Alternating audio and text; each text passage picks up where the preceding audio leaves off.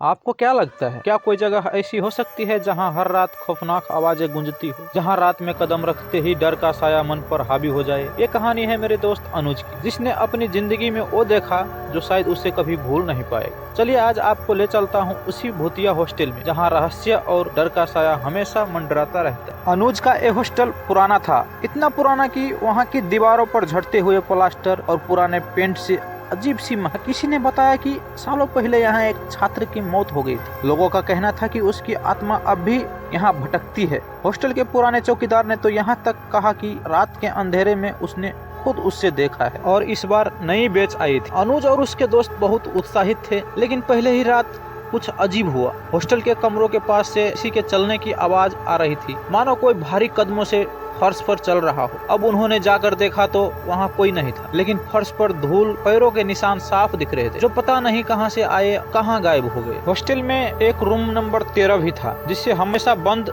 रखा जाता था। कहा जाता था कि उस कमरे में वो छात्र आखिरी बार देखा गया था। एक दिन अनुज और उसके दोस्तों ने तय किया कि उस कमरे में जाकर देखेंगे आखिर कैसा ऐसा क्या है, जिसे देखकर लोग डर जाते हैं। रात के 2 बजे वे सब धीमे कदमों से कमरे के पास पहुंचे। दरवाजा हल्का सा खुला हुआ था और अंदर से ठंडी हवा का झोंका आया।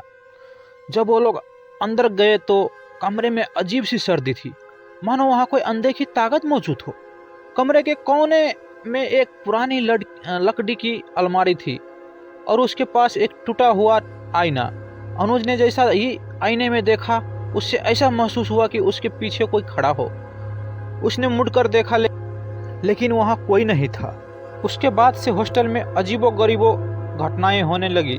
रात को दरवाजे अपने आप खुलने लगते, खिड़कियाँ जोर से हिलने लगती और कभी कभी किसी के रोने की आवाज़ सुनाई देती। एक रात अनुज के दोस्त राहुल को लगा जैसे कि कोई उसे खींच रहा है। उसने चारों ओर देखा, लेकिन वहाँ कोई नहीं था।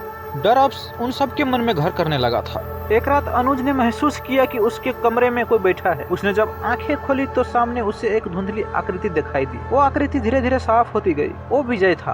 अनुज के रोंगटे खड़े हो गए। विजय ने उससे कुछ कहना चाहा, लेकिन शब्दों से पहले ही वो गायब हो गया। अनुज ने यह वादा किया कि वो विजय की कहानी सबको बताएगा, ताकि उसकी आत्मा को शांति मिल सके। उस रात के बाद अनुज ने वहाँ एक दिन भी नहीं रखने का फैसला किया। उसने हॉस्टल छोड़ दिया, लेकिन वहाँ एक खौफनाक अनुभव आज भी उसके मन में बसा हुआ है। कहते हैं कि जो भी उस भूतिया हॉस्टल में रात गुजारता है, उससे एक बार विजय की आत्मा जरूर दिखाई देती है। तो अगर आप कभी ऐसे किसी हॉस्टल में जाए जहां कोई कमरा बंद हो, तो उस कमरे में झांकने की गलती मत कीजिएगा। कौन जानता है कि आप क्या देखेंगे या कौन आपके पीछे खड़ा हो। कहानी अभी भी खत्म नहीं हुई है। शायद किसी दिन मैं आपको और ऐसी कहानियां सुनाऊंगा, लेकिन तब तक संभल कर रहिएगा, क्योंकि हमारे आसपास का हर कोना किसी न किसी रहस्य को समेटे हुए है। Thank you.